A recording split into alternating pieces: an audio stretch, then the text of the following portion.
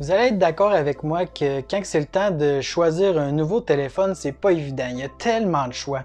Puis là, on se rend en boutique, on se fie au vendeur qui est sur place, mais lui, son mandat, c'est souvent plus de vendre qu'autre chose, au lieu de conseiller et d'écouter nos besoins. C'est certain que les téléphones haut de gamme mettent la barre vraiment haut par rapport aux options qu'ils offrent. Sauf qu'en parlant avec pas mal de monde, beaucoup de gens veulent juste un téléphone qui fait la job.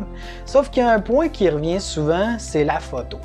Mais quand on regarde la course aux mégapixels, également au zoom le plus puissant, également au nombre de capteurs du bloc photo, bien quand on prend tout ça, ça peut faire peur parfois. Pour ce qui est de la qualité du rendu, l'iPhone 11 s'est installé parmi l'un des leaders justement l'an passé, puis encore cette année, il est encore très bon. Sauf que c'est pas tout le monde qui est prêt à mettre au-dessus de 1000$ pour un téléphone quand même. Mettons que ma tante Ginette, son budget c'est la moitié de ça. Mettons qu'on met une barre à 500$. Elle veut un téléphone qui est quand même bon, même peut-être que c'est votre cas aussi, un téléphone qui est quand même bon. Sauf que pour nous autres, la photo c'est vraiment important. Est-ce que c'est possible ou bien c'est rêvé en couleur?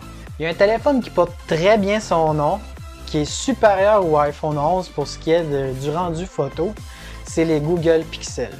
Et le 1er octobre prochain, Google sort le Pixel 4a qui va être à 480$, donc en bas de la barre des 500$ et avec une caméra qui dépasse celle du iPhone 11.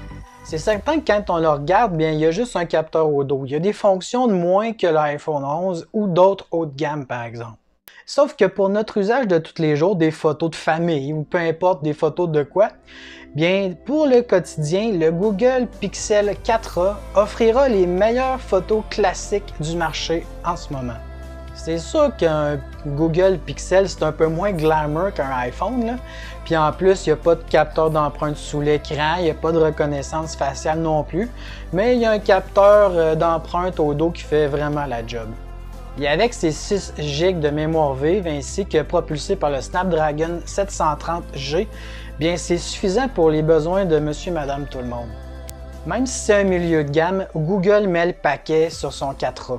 Entre autres, c'est le premier téléphone Google avec l'écran poinçonné, donc c'est une avancée technologique chez Google de ce côté. En plus, Google il pousse toutes ses dernières mises à jour d'Android sur ses pixels. Donc, on peut être certain que le 4A, même si c'est un milieu de gamme, il va toujours rester à la fine pointe de la technologie de ce que le logiciel peut offrir. Donc, vous cherchez un bon téléphone qui est fiable, qui est avancé technologiquement, puis que c'est le king de la photo, puis sans vous ruiner et tout ça, là. Bien, attendez au 1er octobre pour le Google Pixel 4A. Et si vous optez pour ce choix, bien marquez-moi en commentaire le moment venu qu'est-ce que vous pensez de votre appareil, puis on pourra en discuter tous ensemble. Donc sur ce, je vous souhaite une bonne fin de journée à tous. Bye!